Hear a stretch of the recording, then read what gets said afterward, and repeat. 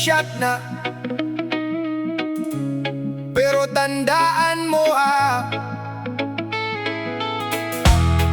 hindi to pangyabang, panglaman lang ng tiyan.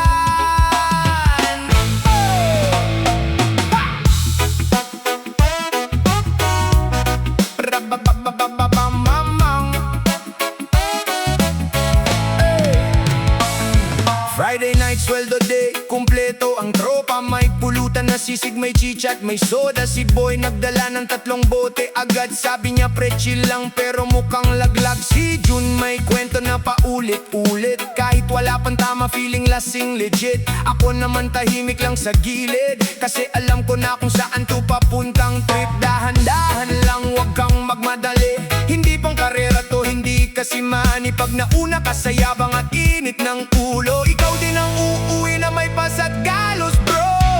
Ang alak nila lagay sa tiyan, hindi sa ulo. Huwag mong gawing tapang ang bawat tagay mo. Kung gusto mong sumaya, chill ka lang dito. Baka bukas trending ka pa sa kanto. Ang alak nila lagay sa tiyan, hindi sa ulo. Hindi yan pamporma o pangangasan mo. Kung iinom ka rin lang, ayusin ang diskarte. Baka mapauwi kang nakasakay sa kariton. Pare, si Mar biglang naging DJ ng video, kahit wala sa tono, todo birit pa rin. Si Carlo naman may kaaway sa hangin. Suntok dito, suntok doon, wala namang kalaban din. Yung isa nag-text sa ex yung matagal nang wala. Sana tayo pa rin, nabadrama na pala. Ako na pailing, sabay tagay ng beer. Sabi ko sa sarili, dito na naman tayo din. Konting kontrol lang, wag padala sa init. Hindi lahat ng tama dapat mong ipilit. Pag na-over ka na, ikaw din ang talo. Hindi ka astig kung ikaw ay sabog na sabog. Ang alak nila lagay sa tiyan, hindi sa ulo. Huwag mong gawing tapang ang bawat tagay mo. Kung gusto mong sumaya, chill ka lang dito. Baka bukas trending ka pa sa kanto.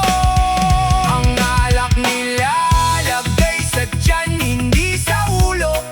Hindi yan pamporma o pangangasan mo. Kung iinom ka rin lang, ayusin ang diskarte. Baka mapauwi kang nakasakay sa kariton.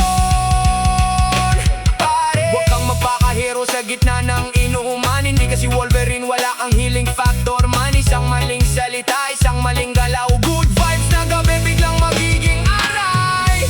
Brrrra.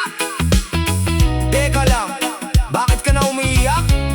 Isa pa lang iniinom mo ay Red Horse pala yun, litro. Ang alak nila lagay sa tiyan, hindi sa ulo. Tandaan mo yan bago ka magloko. Mas okay ang masaya kaysa sa may gulo.